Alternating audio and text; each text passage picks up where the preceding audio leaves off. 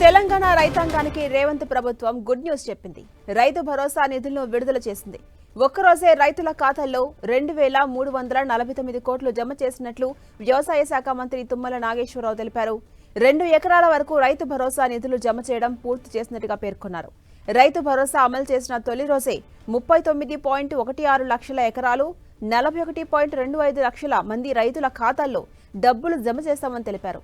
ఎకరాలతో సంబంధం లేకుండా 9 రోజుల్లో రైతు భరోసా నగదు జమ ప్రక్రియ పూర్తి చేస్తామని స్పష్టం చేశారు. ఇక ఎకరానికి 2 సీజన్లతో కలుపుకొని 12,000 జమ చేయబోతుండగా ఎకరానికి ఒక్కో సీజన్కు 6,000 చొప్పున ఆర్థిక సహాయం చేస్తోంది ప్రభుత్వం.